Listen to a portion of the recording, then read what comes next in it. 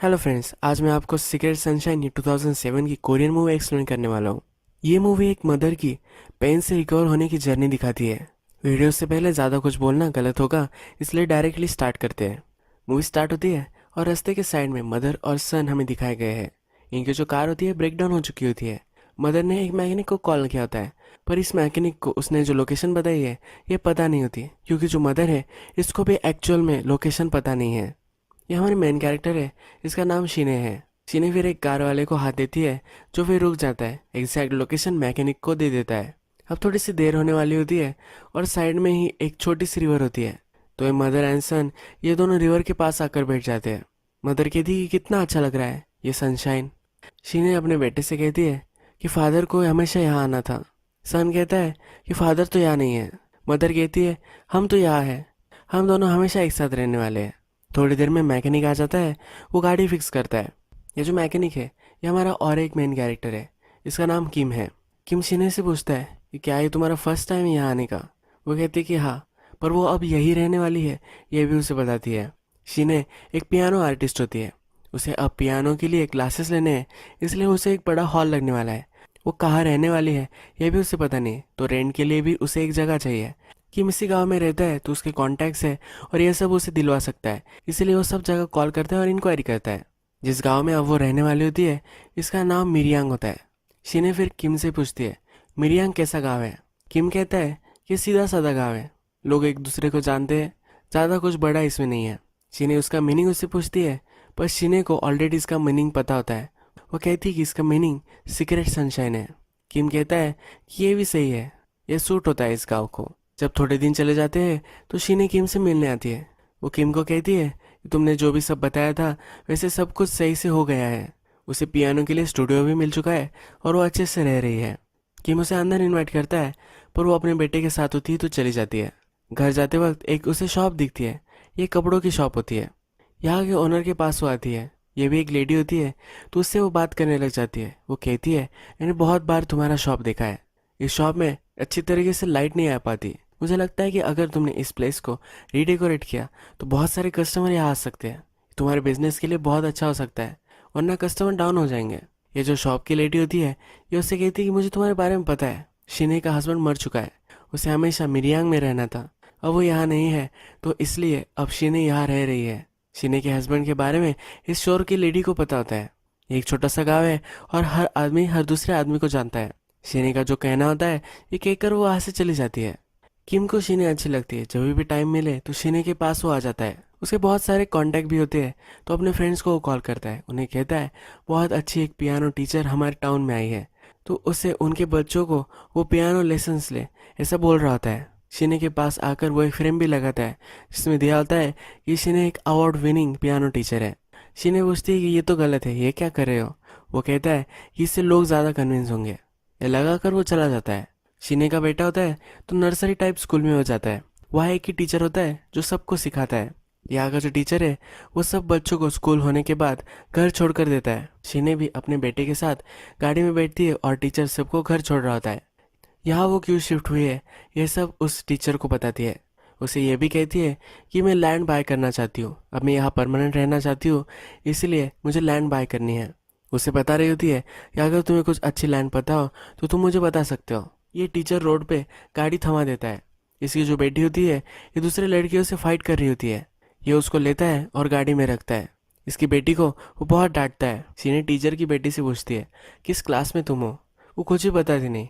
Teacher उसे डांटता है और बोलता है कि अगर तुमसे कुछ क्वेश्चन पूछा जाए तो उसका आंसर तुम्हें देना चाहिए। नेक्स्ट सीन में हमें दिखता है कि शिने कुछ मेडिसिन लेने के लिए फार्मेसी में आती है। ये जो फार्मासिस्ट है इसे भी शिने के बारे में सब कुछ पता है। वो उसे कहती है कि मैं तुम्हें एक गिफ्ट देना चाहती हूँ। वो एक बाइबल लेती है और उसे दे देती है। वो कहती है कि मुझे पता है कि किस पेन में तुम हो, पर अगर तुम गॉड का रास्ता चुन लोगे तो ये सब पेन तुम्हारा मिट जाएगा। तुम अब जैसे दुखी हो वैसे तुम नहीं रहोगी। शिने कहती है कि मैं दुखी वगैरह कुछ भी नहीं हो। फिर भी उसे बाइबल दे देती है और शिने वहाँ से चली जाती है। जब शिने घर आती है तो उसका बेटा छुप जाता है। शिने प्रिटेंड करती है कि उसका बेटा उसे कहीं भी नहीं मिल रहा, तो वो रोने लग गई है। उसका बेटा जब बाहर निकलता है तो उसके पीछे वो भागती है। ये बहुत ही स्वीट मोमेंट हमें दिखाया गया है। शिने का जो ब्रदर होता है वो फिर उसे मिलने के लिए आता है। शिने के बेटा जब सो जाता है तब ये दोनों बात करने लग जाते हैं। ब्रदर कहता है कि उस आदमी के लिए तुम क्यों इतना ग्रीव कर रही हो। शिने का जो हस्बैंड था किसी दूसरी औरत के साथ उसका चक्कर था, इसीलिए शिने का ब्रदर उसे कह रहा है कि वो तुमसे फेथफुल नहीं था, फिर भी तुम उसके लिए मौन कर रही हो। ये गलत उसे लग रहा होता है। शिने एक्सेप्ट करने के लिए रेडी नहीं होती। शिने कहती है ये मुझसे और उसके बेटे से बहुत प्यार करता था, ऐसा कुछ भी नहीं है। नेक्स्ट सीन में हमें दिखता है कि किम शिने और उसके ब्रदर को एक लैंड दिखा रहा होता है। ये जो लैंड होती है ये शिने का ब्रदर उसे बाय कर कर देने वाला होता है। किम फिर शिने और उसके ब्रदर को लंच के लिए लेकर आता है। वो कहता है कि इस लैंड का जो ओनर है ये बहुत ही बड़ा आदमी है, ये बहुत ही इन्फ्लुएंशियल है, इससे बहुत सारे काम वो कर सकता है। इसे मिलने के लिए शिने को एक अपॉइंटमेंट लेनी पड़ती है। शिने किम से पूछती है कि इतना इन्फ्लुएंस कुछ मैटर करता है। किम कहता है कि मुझे इतना पता नहीं, पर आदमी की इससे डेवलपमेंट तो हो जाती है। शिने उसे कहती है कि तुम जैसे आदमी को कुछ कहा जाता है, उसे स्नॉब बुलाती है। स्नॉब का मतलब होता है कि ऐसा आदमी जो उससे ज़्यादा फाइनेंशियल सिचुएशन उनकी अच्छी होती है, हायर पोजीशन होती है, उनको ही ज़्यादा वैल्यू देता है, उसके नीचे जो होते हैं उनको वैल्यू नहीं देता, उसे वो स्नॉब बुलाती है। शिने का ब्रदर अब यहाँ से जाने वाला होता है तो किम उसे छोड़ने के लिए आता है। शिने का ब्रदर उसे कहता है कि मुझे तुम्हें एडवाइस देनी है। शिने जो है उसके टाइप की तुम नहीं हो, तो प्लीज़ अपना टाइम वेस्ट मत करना। किम कुछ भी नहीं बोलता, वहाँ से चला जाता है। शिने हमें एक ब्यूटी पार्लर में दिखती है, वह अपने हेयर वो कट कर रही होती है। वहाँ और भी कुछ औरतें होती है जो शिने के बारे में बात कर रही होती है। शिने ने जिसको बताया होता है कि उसे इंटीरियर डेकोरेशन करना चाहिए, वो बोल रही होती है ये बहुत ही घटिया एडवाइस है। वो सब शिने पर हंस रहे होते हैं। जब ये शॉप वाली उठती है तो शिने को देखती है, वैसे प्रिटेंड करते हैं एक दूसरे को उन्होंने सुना ही नहीं है। आज शिने का सन अपने मदर के बारे में एक ऐसे बोलकर सुनाने वाला था। शिने वहाँ जाती है, उसे बहुत ही चीयर करती है। सब लोग फिर सेलिब्रेशन करने के लिए होटल में आ जाते हैं। वहाँ टीचर वगैरह भी होता है। ये सब एंजॉय कर रहे होते हैं तो शिने को कॉल आता है। जिस आदमी की लैंड थी वो आज आया हुआ है और किम ने शिने को कॉल किया होता है कि तुम्हें उससे मिलना चाहिए। ये डिनर छोड़कर वो जा रही होती है। वो सबको कह कर जाती है कि उसे लैंड बाय करनी थी, उसका ओनर यहाँ आया है। जो टीचर होता है उसे बाहर छोड़ने के लिए आता है। शिने उससे पूछती है क्या तुम मुझसे कुछ बात करना चाहते हो। टीचर कहता है कि कुछ भी नहीं, और शिने फिर वहाँ से चली जाती है। नेक्स्ट सीन में हमें ओनर और शिने इन दोनों की मीटिंग दिखाई गई है। इसमें शिने ओनर को पियानो बजाकर दिखा रही होती है। ओनर इससे इम्प्रेस्ड हो जाता है। वो किम को कहता है तुम्हारी एज बहुत ही बढ़ चुकी है। उसकी एज 39 हो चुकी होती है, तो वो सजेस्ट कर रहा होता है कि वो शिने से शादी कर सकता है। रात में हमें दिखता है कि जो शॉप वाली थी वो अब शिने के साथ फ्रेंड हो चुकी है, और भी शिने के फ्रेंड्स की जो मदर होती है, ये सब मिलकर अब क्लब में आ चुके हैं। आज ये पार्टी कर रहे होते हैं। शिने बहुत ही ड्रंक हो जाती है। इसे क्लब में एक कॉल आता है। इसके सन का एक कॉल होता है, पर इसे कुछ सुनाई नहीं दे रहा होता, तो ये कुछ बात नहीं कर पाती है। जब ज़्यादा रात हो जाती है, ये घर आने के लिए रेडी होती है, तब उसे फिर से कॉल आता है। इस कॉल पर कोई भी बोल नहीं रहा होता। थोड़ी देर बाद ये घर पर पहुंचती है। घर पर आने के बाद उसका सन उसे कहीं भी नहीं दिखता। ये बहुत ही डिस्टर्ब हो जाती है। वह फिर उसका फ़ोन रिंग करता है। शिने का जो सन होता है वो किडनैप हो चुका होता है, और एक किडनैपर का कॉल होता है। शिने बहुत ही डर जाती है। वो कहती है कि तुम जैसा कहोगे वैसा मैं करूँगी, सिर्फ मुझे मेरे सन की आवाज़ सुनने दो। ये किडनैपर उसे अपने सन की आवाज़ नहीं सुनने देता। ये रात में भाग भाग कर किम के पास जाती है। किम अपने शॉप में होता है और कैरियो पे गाना गा रहा होता है। उसे हेल्प मांगना चाहती है, पर वो अपना माइंड चेंज कर लेती है। शिने के पास जितने सारे सब पैसे होते हैं वो सब वो बैंक से निकालती है। उसके पास कम ही पैसे होते हैं, पर किडनैपर की डिमांड बहुत ही ज़्यादा होती है। किडनैपर फिर उसे एक स्पॉट पर बुलाता है। वहाँ की जो डस्टबिन होती है वहाँ पैसे रखने के लिए बोलता है। शिने ये सब करती है। किडनैपर का फिर से उसे कॉल आता है। शिने कहती है कि मैंने स्पॉट पर पैसे रख दिए हैं। शिने पूछती है कि कब मुझे मेरा बेटा मिलेगा। किडनैपर कहता है कि वो उसे फिर से कॉल करेगा। शिने उस पर चिढ़ जाती है, कब तुम मुझे कॉल करने वाले हो, पर वो कुछ कर भी नहीं पाती। जब वो घर पर आती है तब किडनैपर का फिर से उसे कॉल आता है। जो पैसे उसने दिए थे वो बहुत ही कम थे। किडनैपर लैंड के बारे में उसे पूछता है। वो कहता है कि तुम तो लैंड बाय करने वाली थी, तो बहुत सारे पैसे तुम्हारे पास होने चाहिए। शिने उसे कहती है कि जो लैंड बाय करने वाली थी ये सिर्फ दिखाने के लिए था, मैं रिच हूँ ऐसा मैं दिखा रही थी। मेरे हस्बैंड की पॉलिसी से मुझे पैसे तो मिले थे, पर ये सब मैंने स्टूडियो बाय करने में खर्च कर दिए। मेरे पास ज़्यादा पैसे नहीं है। किडनैपर फिर कॉल काट देता है। नेक्स्ट सीन में हमें दिखता है कि अब शिने ने पुलिस को इन्फॉर्म कर दिया है। वहाँ किम भी होता है। वो डिस्कस कर रहे होते हैं मिरियांग में ऐसा कैसे हो सकता है, ऐसा तो ये टाउन नहीं था। जब शिने घर पर आती है तो टीचर की जो बेटी होती है वो अंदर झाँक रही होती है। शिने को शक चला जाता है और वो पुलिस को कॉल कर कर ये बता देती है। नेक्स्ट दिन पुलिस शिने के घर पर आती है। उसे एक स्पॉट पर लेकर जाते हैं जहाँ उन्हें एक बॉडी मिली होती है। ये शिने के सन की बॉडी होती है। ये देखकर वो तहस नहस हो जाती है। पुलिस स्टेशन में हमें शीने दिखती है। ये जो मर्डर किया गया था ये टीचर ने ही किया होता है। टीचर को सब पुलिस स्टेशन में लाते हैं और किम उस पर बहुत ही भड़क जाता है। उसे वो मारने की कोशिश करता है। सीन में हमें दिखता है कि बहुत सारे रिलेटिव्स आए हुए हैं। शीने का जो सन है इसका आज क्रिमेशन हो रहा है। शीने की मदर इन लॉ भी यहाँ होती है और बहुत ही रोने लग जाती है। जब वो बाहर आती है तो देखती है कि शीने रो नहीं रही। उसे बहुत ही गुस्सा आ जाता है। वो कहती है कि पहले तुमने अपने हस्बैंड को मार दिया और अब अपने बेटे को भी खा गई। शीने की डॉटर इन लॉ को सब संभालते हैं, उसे लेकर जाते हैं। किम शीने की साइड लेता है। वो कहता है कि मुझे पता है कि तुम हर्ट हो रही हो, पर फिर भी तुम शीने को ऐसा नहीं बोल सकती। शीने की मदर इन लॉ कहती है कि तुम कौन हो ये सब बोलने के लिए। शीने कहता है कि मैं कोई भी नहीं हूँ, फिर भी ये सही है बोलना। शीने वहीं बैठ जाती है। किम उसके पास आता है तो उसे कहती है कि मैंने उस टीचर को क्यों जाने दिया। मुझे वही लग रहा था कि मैं उसे फाड़ दूँ, जिंदा काट दूँ। शीने जीते जी मरे हुए आदमी जैसी हो जाती है। वो टीवी देखती है तो देखती रह जाती है। ये एक रोबोट की तरह इमोशनलेस हो जाती है। जब वो पियानो क्लास लेती है तो बच्चों के सामने ही रो पड़ती है। उसे पेट का दर्द होने लग जाता है। फिर वो मेडिकल पर जाती है। मेडिकल पर जो लेडी होती है उसे फिर से कहती है तुम जिस सब से गुजर रही हो इसके लिए गॉड ही तुम्हें हेल्प कर सकता है। तुम जब गॉड पर बिलीव करोगी तब तुम्हें पता चलेगा ये सब जो हुआ है इसके पीछे एक रीज़न है। गॉड बहुत ही ग्रेट है और सबका ख्याल रखता है, वो उसे कह रही होती है। शीने इस पर बिलीव नहीं करती। ये मेडिकल वाली कहती है कि गॉड सब में बसते हैं, तुम में, मुझ में, इस सनलाइट में, हर जगह ही होते हैं। शीने कहती है कि गॉड अगर इतने सही होते तो मेरे बेटे को नहीं लेकर जाते, और ये जो सनलाइट है इसमें तो मुझे कहीं गॉड नहीं दिखाई दे रहा। वो बिलीव नहीं कर रही होती और वहाँ से चली जाती है।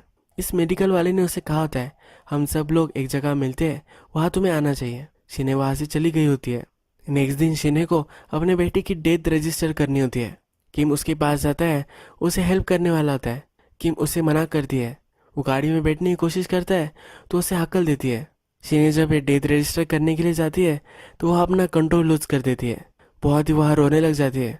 उसके चेस्ट में भी दर्द होने लग गया होता है। शीने ने किम को आने में मना किया था, फिर भी किम वहाँ आ चुका है। वो उसे सहारा देता है।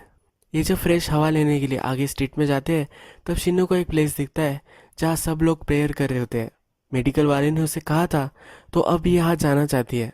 जब वे अंदर जाती है तब सब लोग प्रेयर करते हैं, गाना गाते हैं।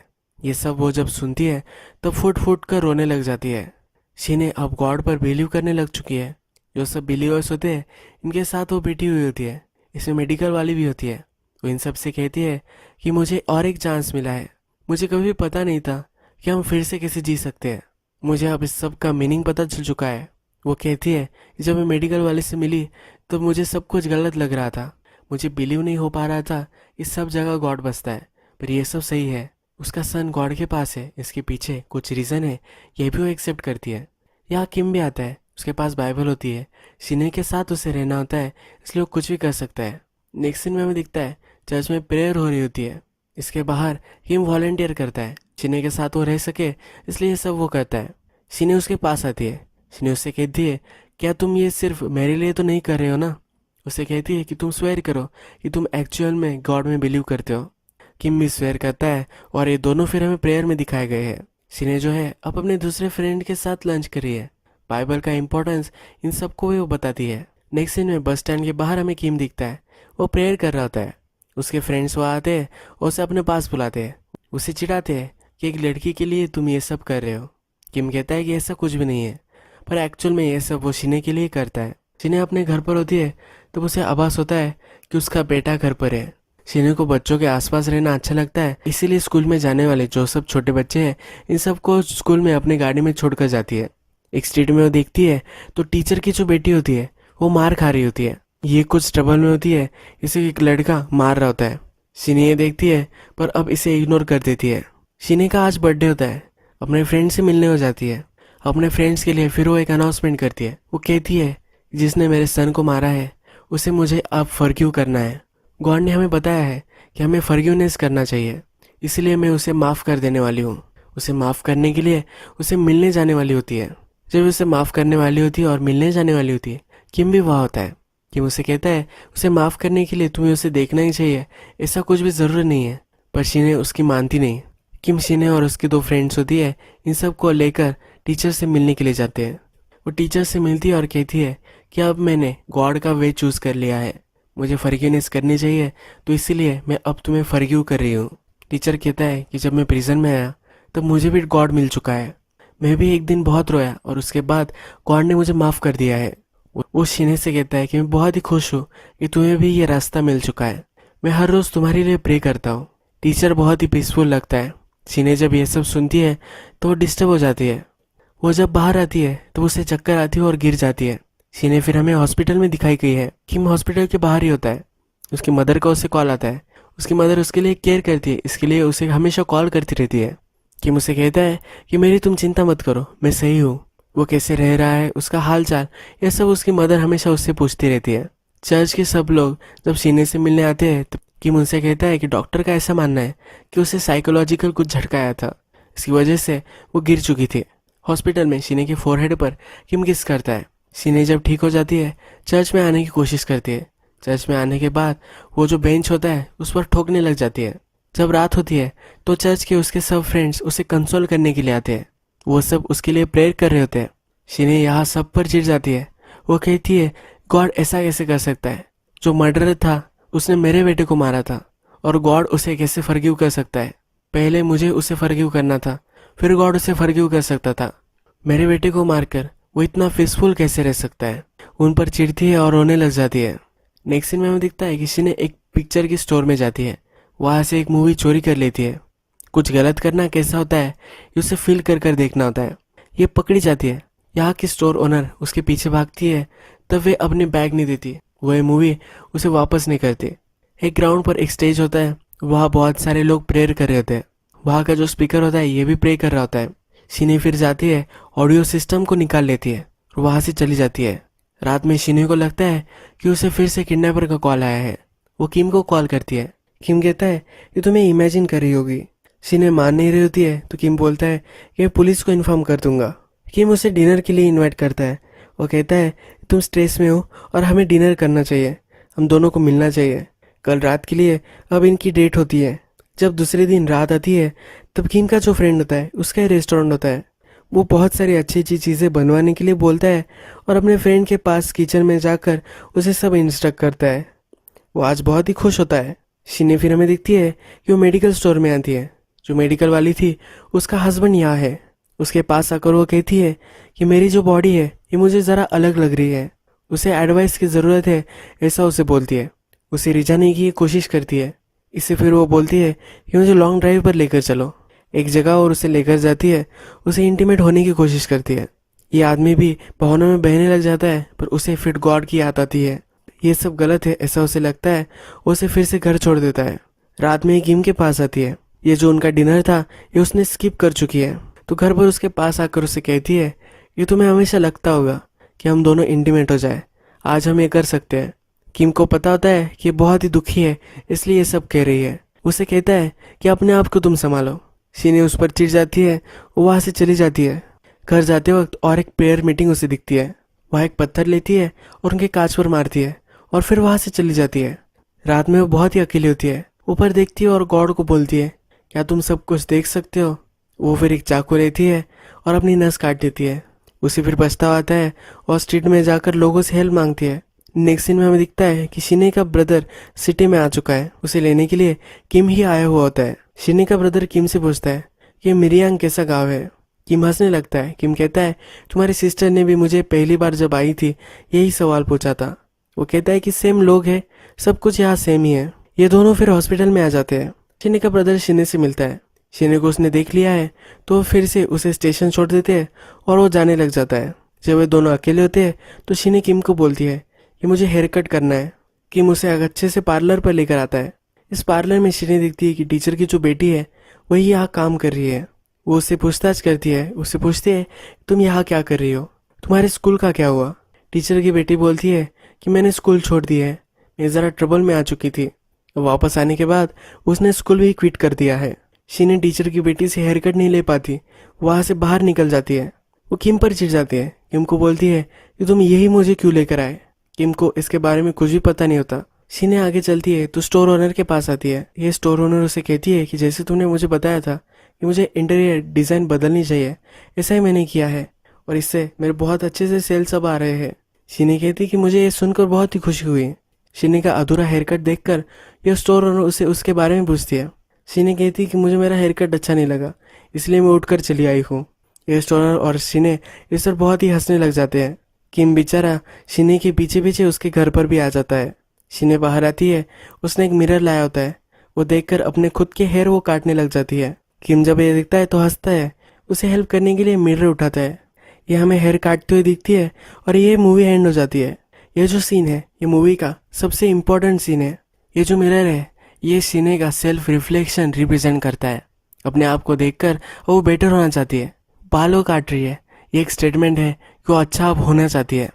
किम हमेशा उसके साथ होता है, वो जब नहीं भी चाहती तब किम उसके साथ ही होता है। उसे बहुत ही प्यार करता है और हर कदम में उसके साथ वो चलने वाला है। किम की जब गलती भी नहीं होती है तो अपनी गलती एक्सेप्ट कर लेता है और शिने को हमेशा सपोर्ट करता है।